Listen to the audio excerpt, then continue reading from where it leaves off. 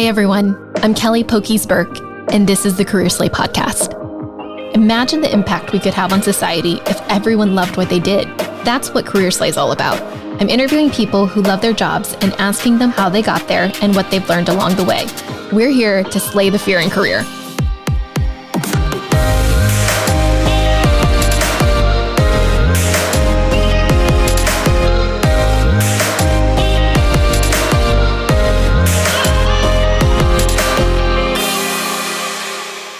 Chrissy McGarry is the Chief Operating Officer at Second Front Systems, a national security software company accelerating the adoption of disruptive technologies by the U.S. government. The proud wife to Matt and mom to Leo and Michael, Chrissy is changing the narrative around what successful leadership looks like as a working mom and tech startup executive. Chrissy has emerged as one of the few female leaders in the defense tech space, even without military experience. A force multiplier with over 12 years experience scaling brands such as Red Bull and Salesforce, Chrissy brings fresh viewpoints from the private sector to challenge and enhance the status quo in defense tech and startups alike. She's on a mission to guide others, especially women and working moms, to realize their potential and power just as she has.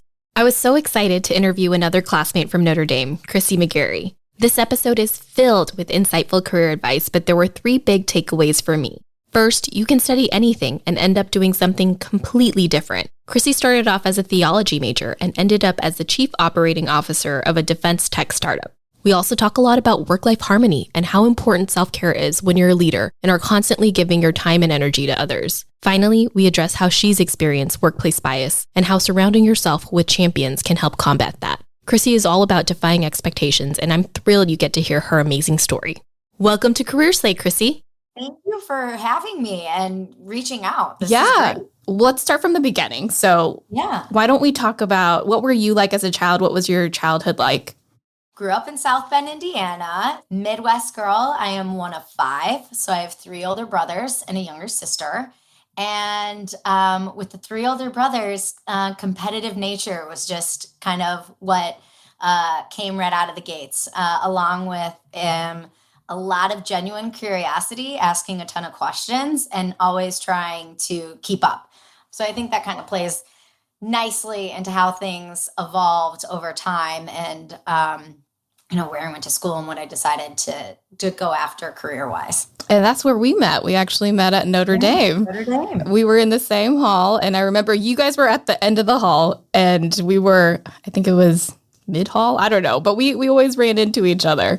It was awesome. So it was a good 4 years. I first came in as a business major, quickly left, and decided to study theology and gender studies. So it was a big shift for me, thinking I wanted to be in business and then getting some guidance to study things that I enjoy learning about.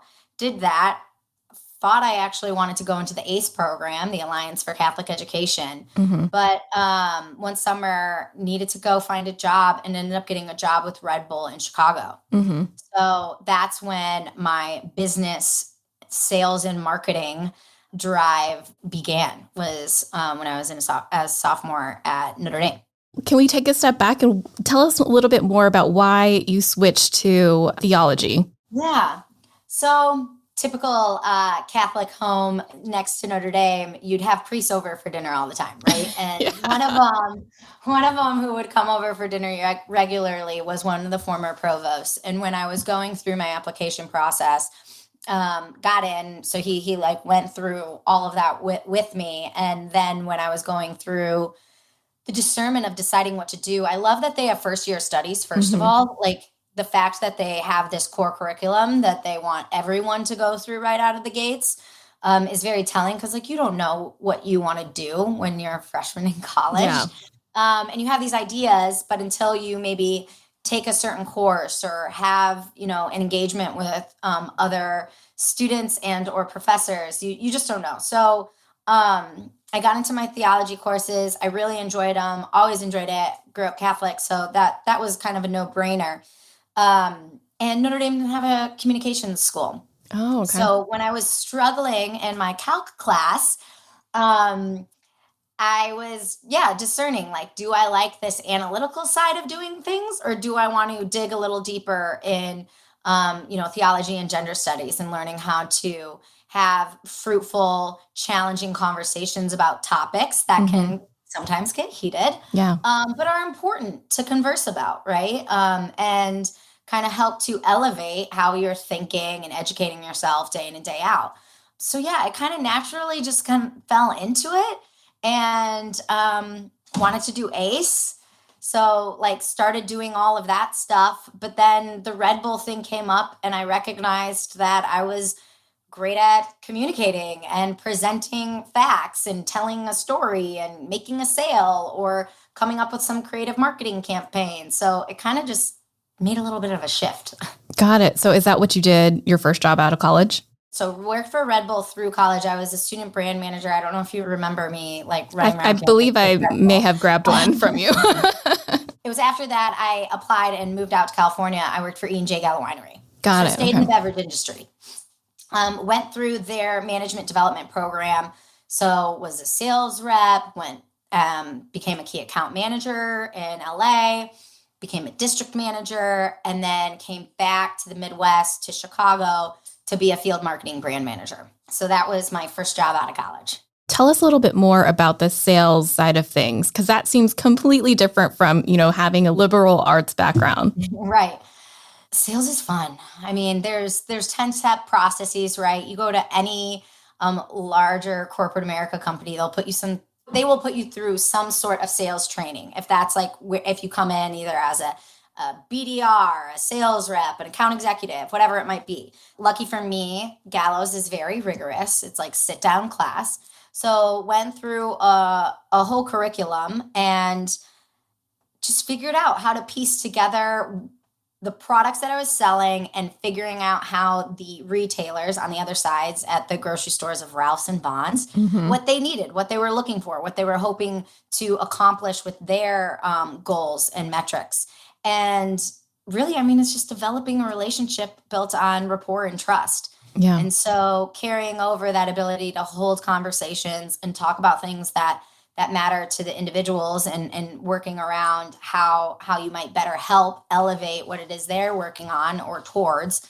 I guess it just came natural to me. And then also is invigorating. I love when people say no. It kind of lights a fuel. And you gotta go back to the drawing board, maybe reread some things or practice what you're saying. So I think there's it just naturally carried over. Got it. So what did you do in Chicago?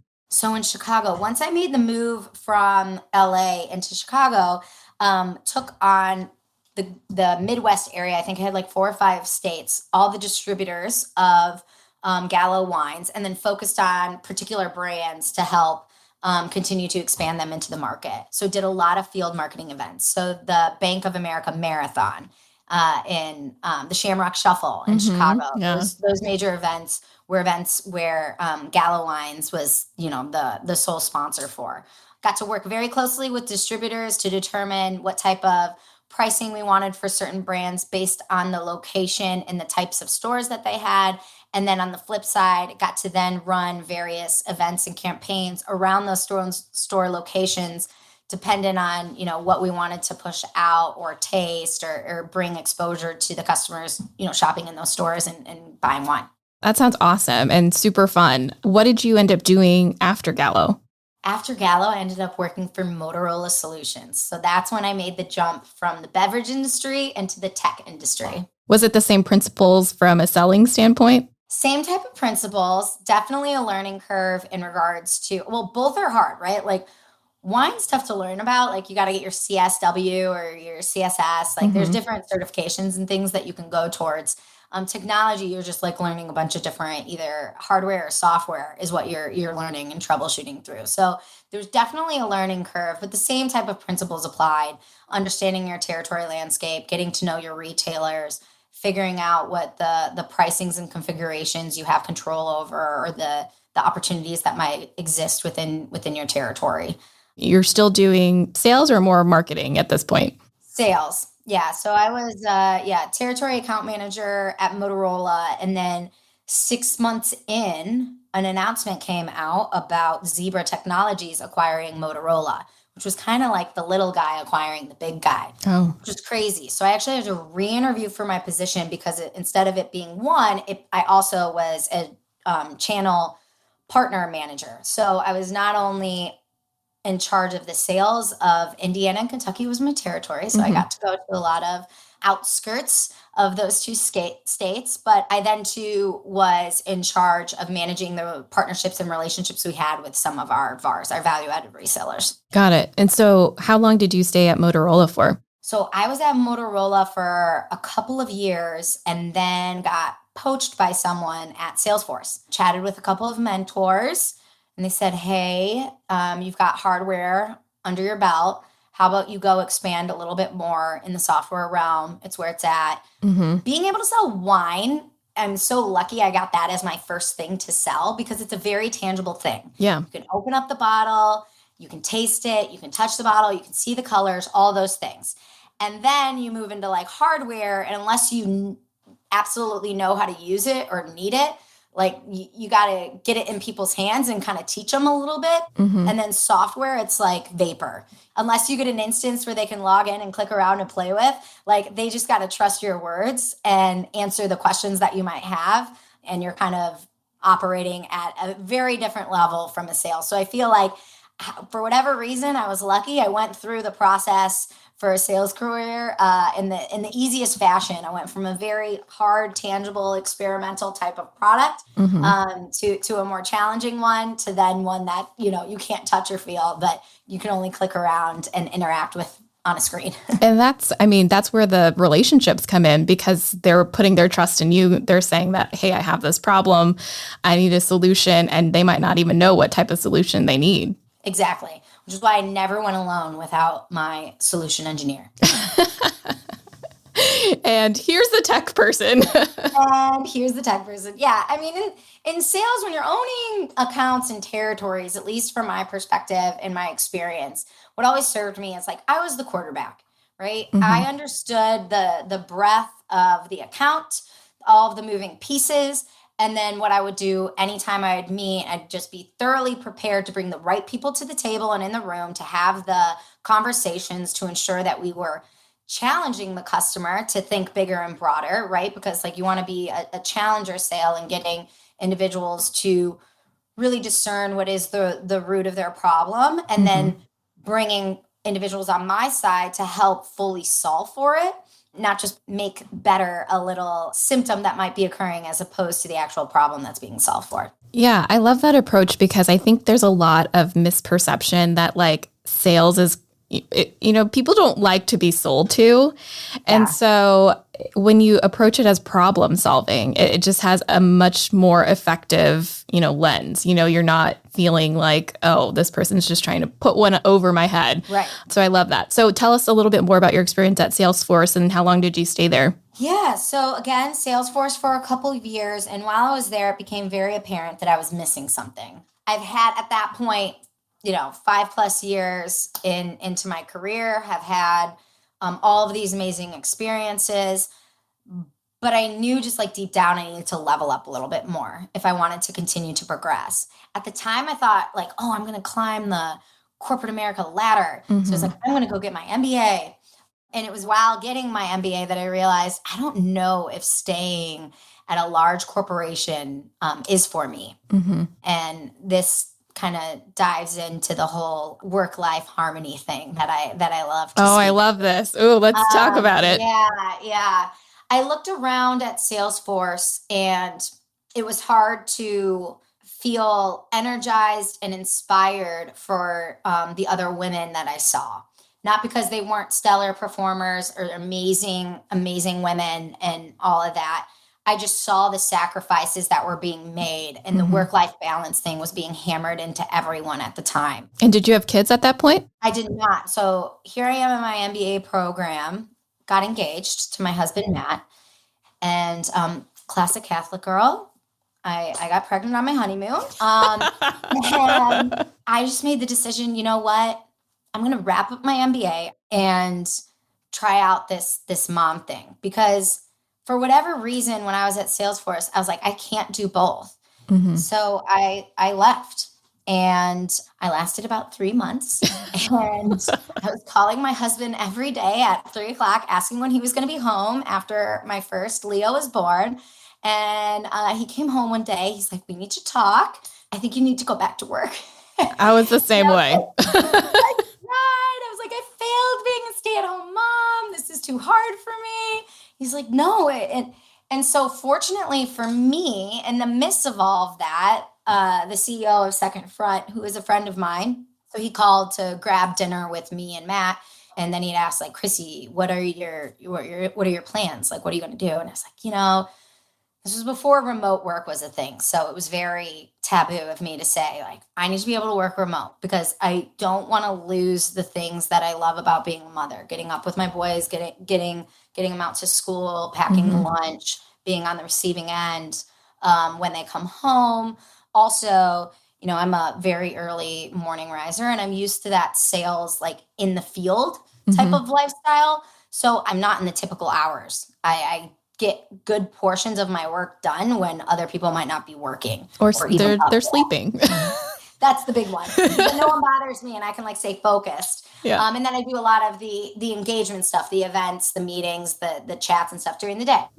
So I'm telling Peter all of this, thinking nothing of it. I'm talking to my friend. And about a month later, he's like, hey, I think I have an opportunity for you. I was like, what are you talking about? He's like, come join me, Mark, and Nate, the three founders of Second Front. What is Second Front? Second Front is a defense tech company that helps to accelerate emerging tech capabilities for our government and warfighters. And this was a startup at the time? Startup at the time in national security. And I was like, Peter, you know me. I don't have a military background nor a national security one. And he had said to me, he was like, don't worry about that. We've got that covered. I need someone with commercial sales and marketing experience along with the SaaS side of things. And you've got that. I was like, oh yeah, I do. So came in and it's been over 4.5 years now. Let's dig in a little bit more into that transition between going from a stay-at-home mom and going into a full-time job. I'm so fortunate. I know not everyone has the option to ramp up for whatever reason. Stars were aligned and in my favor. And with that being said, it was nice. I started 5 hours a week and then it started growing to 10 and it kept going and going and going. And I was getting really ramped up and excited. I kept adding on additional hours and days at daycare for Leo to go to so that I could continue to do more hours of work. And it was tough kind of juggling because I didn't know, like, it kind of like felt I was half in, half out of both. So I was kind of like, is that okay? And that's where like my harmony thing kind of comes into play. Thought about it, mapped out a plan and a strategy for what I wanted my role to be and the responsibilities and how it would take us from one place to the next. And ended up papering it up. And amongst doing that was when we started raising our for our seed round. Up until that point, we were bootstrapped, which was cool. Yeah. So when you made that decision, hey, I'm all in, did you know that you were going to, get to the executive level? No chance. Not at all. In fact, I laugh because I originally started out doing a lot of the BDR type work and sales because that's naturally like where I came from and what I understood and what I leaned into. And at the time, like I was doing sales and the marketing, right? I was creating the presentations. Like we had a logo and some colors, right? I started learning way more about the business.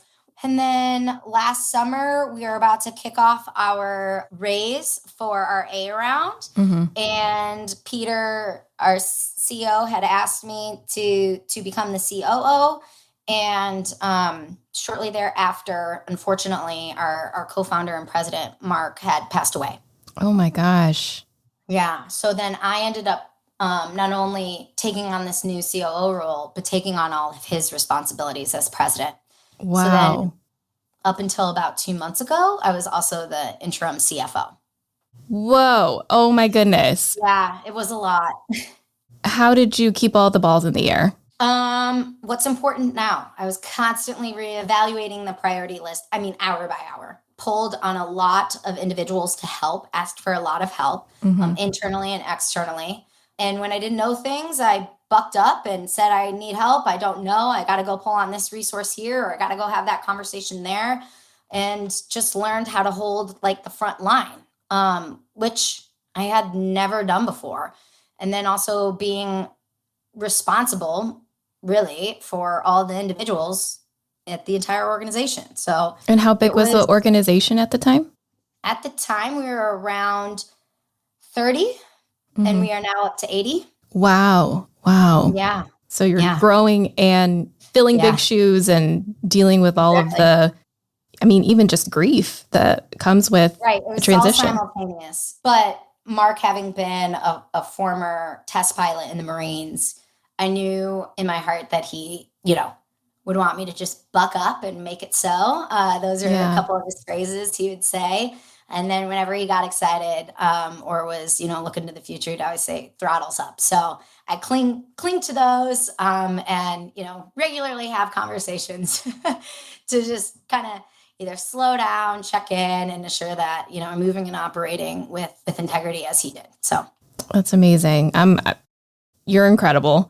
Just to take a step back, for those who might not understand what a COO does, can you just break that down pretty super simply? Yeah, so I'm responsible for identifying root problems, enablers, force multipliers across the organization, while simultaneously trying to remove any of those barriers to solve for those problems that might percolate, all in an effort to make sure that the right designs and implementations for these operating processes and policies are set across the board. And operations can mean a lot of things at a lot of different places. So I'm explaining it for where we are at this point in time as a commercial SaaS company. Operations is the one team that goes all the way through and around, I would say, because you're constantly checking in. Yeah, I like to say I'm the protector, and I am constantly operating with alacrity to ensure that we are, as an organization, staying grounded in the needs of the company's individual stakeholders, while also simultaneously oscillating out to see the larger dynamics and systems at play. So it's a lot of in and out that's occurring. Yeah. So you see the bigger picture of what's happening in the market, and then you also are zooming in on the details of the day to day. Exactly. Yeah, exactly. That's incredible. During that period of time where you're going through a bunch of transition, we had talked about work-life harmony. What about the life part of that harmony? What happened? So actually, at that time, my health and wellness kind of fell to the wayside. I was just feeling really down in the dumps. I had yet to lose my baby weight from my second baby, Michael. I wasn't getting up in the mornings and working out right away. I wasn't eating very healthily. I was still living in Lululemon leggings. Anyone who is pregnant or has been pregnant know what that's like. Yep. So, I was ready to get out of those leggings. And COVID doesn't help. I know. And I don't know. I listened to this podcast. It talked about the power of dress, and no matter where you are with your body, feeling confident in finding those clothes that fit at those points of time. So I just started buying stuff. I got very strict and serious about my mornings. We had a conversation about ensuring that I am waking up between 4:30 and 5 o'clock every day. I'll get my coffee, my water, hit the gym. Then I come back, I shower, I get dressed, then I get the boys ready. At that point, I have then taken care of me and my family, and I felt so much better about that. So I got my mornings under wrap, and then also started being very diligent about just de-stressing at the end of the day, eating very healthy meals. Doing that for about 3 to 4 months got me to where I am today. And now I don't have to do it anymore, because now I'm in this groove. My body, hormones, health, all just kind of settled and got to this equilibrium that I hadn't had for a while. It's almost like, when you're in an airplane, they say, put your mask on before you help your children. Oh my gosh, totally. That's a great analogy. Yeah. That's totally it.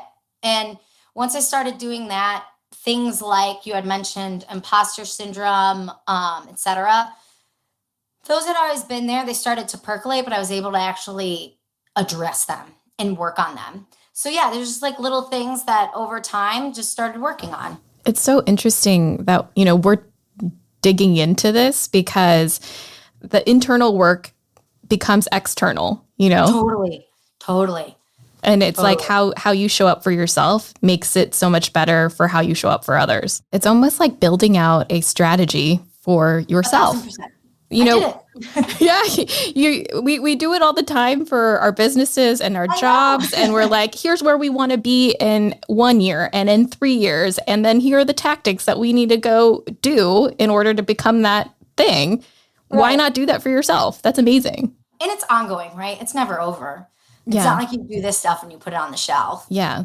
You constantly are either going back to certain areas or troubleshooting, or something happens in life and you have to take a minute and reassess and recalibrate. Yeah. I read in one of your articles, you talked a little bit more about bias because you're a female executive in a male-dominated industry.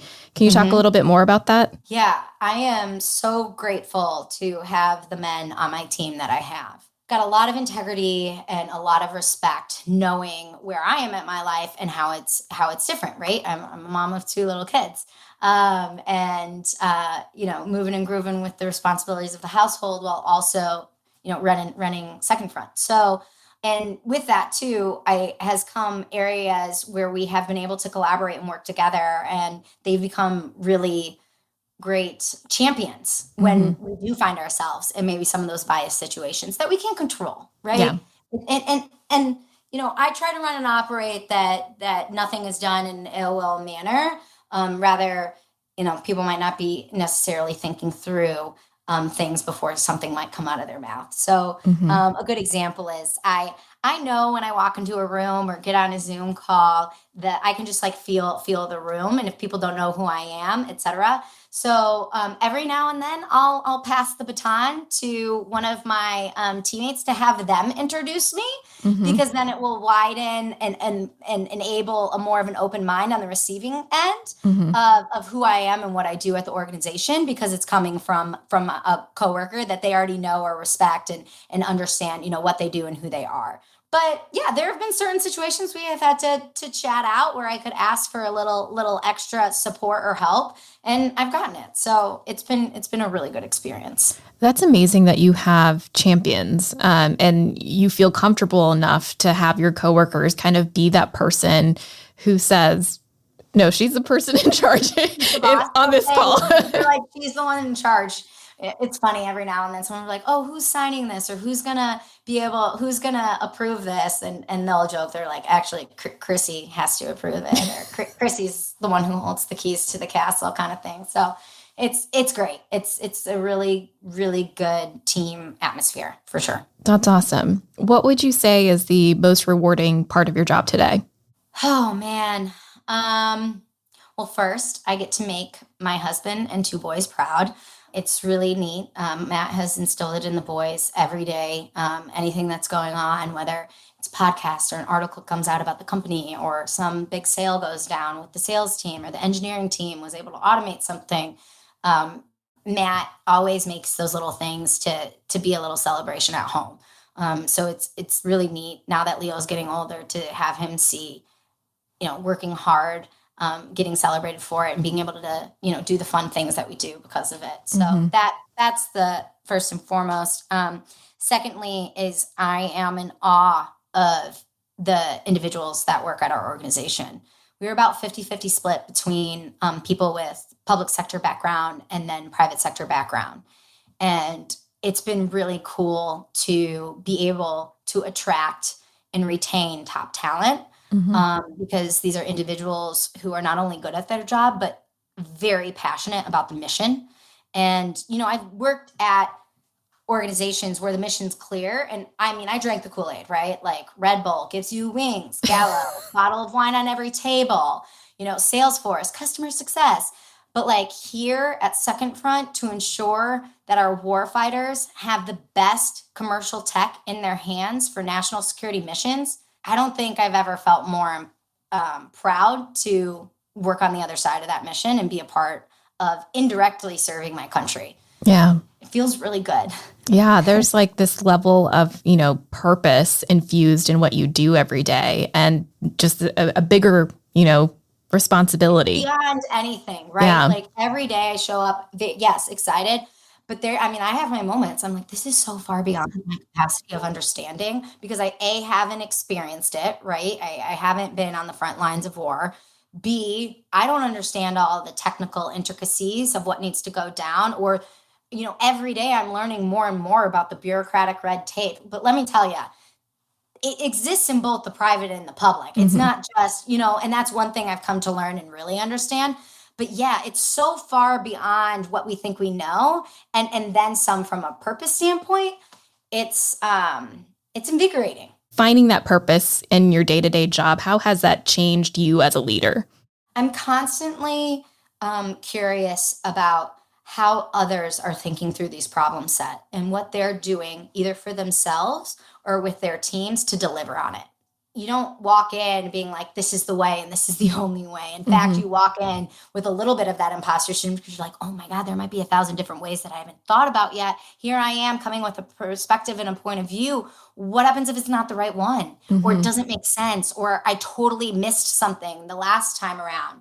So what I've done to counter that is use that as an opportunity to really check myself regularly and get a better understanding. If I don't understand what's being said in a presentation or what someone was teaching us on a lunch and learn, mustering up the courage and just asking the questions. Ask those hard, clarifying questions. No one is expected. I hope no one is expected to know everything. That's like nearly impossible. But owning what you know and what you don't know, and then setting out to figure it out and to, be okay with what you know and be okay with telling, hey, I don't know that. I can go and figure out some of it, but I'm probably going to come back with an expert who can speak to this better. Yeah, it goes back to your curiosity as a kid, and having that self-awareness as a leader, I think is so important. Thank you. All right. So looking back, what advice would you give your 20-year-old self, the Chrissy that was passing out Red Bulls at Lewis Hall? Well, you never know who you might engage and interact with in your future, so don't burn any bridges. No, not that I think that I did. I hope I didn't out there. No, I think trusting your gut earlier in your career. I've always had a little bit of a gut and intuition on things, and that's something that needs to be fed and fostered. And I just wish I would have started it sooner. And I think everyone's got it. It's just you got to tap into it. And you got to trust it.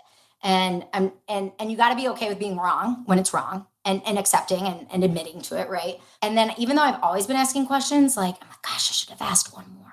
Or I should have read that book earlier or listened to that podcast when so-and-so sent it to me. And then I think, I don't know, maybe the last one would be giving myself the pat on the back and at those points in time, as opposed to, okay, what's next, right? But like taking a second and being honest and truthful for what I have accomplished, despite knowing that there's always going to be areas of opportunities to improve and be better and do better. Just having this conversation with you, I am super proud of how far you've come. And even Kelly, just going back to in the middle of this conversation, you said, I didn't think I could be a mom and work at Salesforce, which is mind blowing. Look at you now. That's amazing. I didn't think it was possible. But yeah, I mean, here we are. You're incredible. If you had to sum up your career in 3 words, what would those be? Non-traditional, challenging, and accelerated. Amazing. Thank you so much for being here. I thought it was an amazing conversation. I have no doubt that this conversation is going to help a ton of people, not only, folks who either want to be salespeople, but working moms, people who are looking to climb the corporate ladder, or just find work-life harmony. I love that concept. I am a true replication of it doesn't matter what you studied or where you started. It just matters how you work through your career and how you engage with individuals along the way. So I just can encourage anyone, if I can be of any help or assistance as you continue to go through your own personal journeys or building and scaling your own organizations.